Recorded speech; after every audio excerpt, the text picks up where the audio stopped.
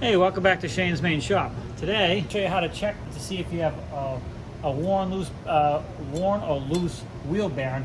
Now this happens to be a 97 a 97 Ford Ranger, and if you grab it and just do gentle little wiggles, you can sometimes feel if there's a knock or not, or if it's nice and tight. And in this case, I do have a slight little knock, so they may have to be replaced. Sometimes you can just snug them up a little bit and fix that problem. And that's what I'm going to show you today. The first thing you got to do is take this cap off. Now I've already loosened it, but basically you just, sometimes you have the tire off, you can work in this little lip here and you can get this thing to pull off.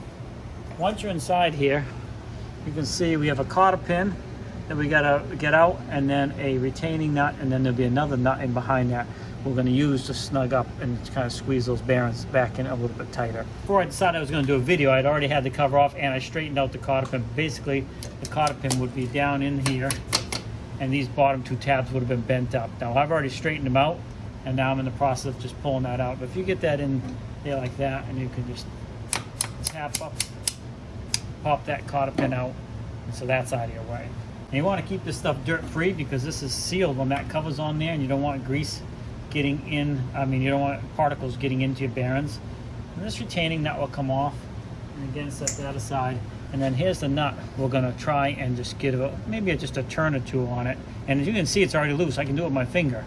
So if I take a wrench, put it on here just a little bit to get that knock out of it, that might solve our problem. But the closest thing I've got to it that fits really good. Now I don't need to crank this down. As you can see, it's already loose. I can do it with my hand. This is 27 millimeter. Now I doubt this is millimeter, but we're just going to go ahead and just want to go a little bit, and really that's about it. And then we're going to test it again. Now I lost my helper, so I don't have a camera person, but I might be able to reach underneath and feel. Okay, that's not knocking at all. Now let me just double check it with both hands. So I did check it. There was no knock, but I did give it a few good spins, and when I did that, it kind of reset those rollers in the bearings, so it did loosen a little bit.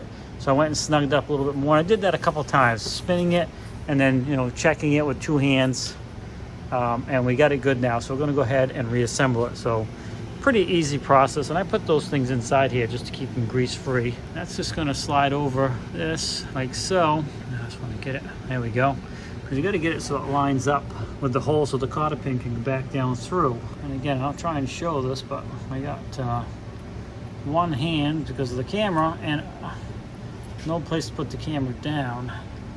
And of course, I'm trying to do it with my left hand, which is foolish. Okay, that cotter pin's got to go down through that hole right there. There we go, we got it to go. Now we'll go ahead and just gently tap that back down in there. There we go, drop back in. Now I can show you what this was when I first started. This was just bent over. Two reasons. One, so it can't pull out.